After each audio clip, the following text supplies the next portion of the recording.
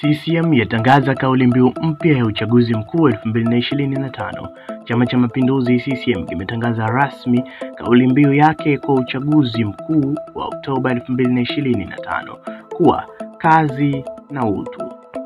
Tunasonga mbele. Kauli hii mbiu imepitishwa katika kikao cha halmashauri kuu ya taifa ya CCM NEC kilichofanyika jijini Dodoma leo, ikiwa ni mwendelezo wa dhamira ya chama hicho katika kuhimiza maendeleo na ustawi wa wananchi. Katibu wa itikadi na uenezi wa CCM Jumanne Mshashu amesema kuwa kauli mbiu hiyo inahitajika katika misingi ya utendaji kazi, maendeleo ya watu na mshikamano wa kitaifa.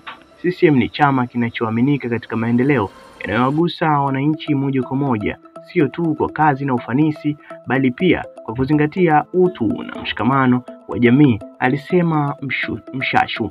Baada ya kikao hicho, katika uchaguzi zilizopita, CCM imekuwa na kauli mbiu mbalimbali zikilenga kuhamasisha wananchi kushiriki katika ujenzi wa taifa.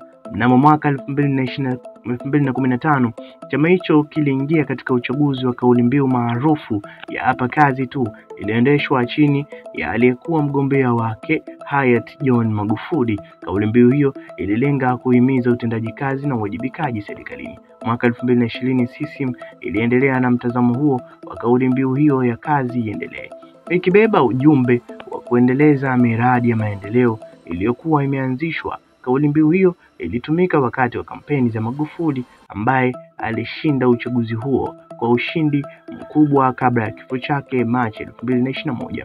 Kauli mbiu mpya mwaka 2025, kazi na utu, tunasonga mbele, inaashiria kuwa CCM inaponua wigo wake kutoka msisitizo wake pekee hadi kuzingatia pia masuala ya utu na ustawi wa wananchi. Wachambuzi wa siasa wanaona kuwa kauli mbiu hii inalenga kuvutia wapiga kura kwa kuonyesha kuwa maendeleo ya taifa yanapaswa kwenda sambamba na thamani ya utu na watu wake. Tayari kauli mbiu hiyo imepokelewa kwa mijadala mitandaoni, huku wanachama wa CCM na wananchi kwa ujumla wakijadili maana na athari zake kuelekea uchaguzi ujao. Kampeni rasmi za uchaguzi zinatarajiwa kuanza miezi michache kabla ya Oktoba 2025, ambapo CCM ikipambana na vyama vingine vya siasa kuwania nafasi mbalimbali za uongozi nchini.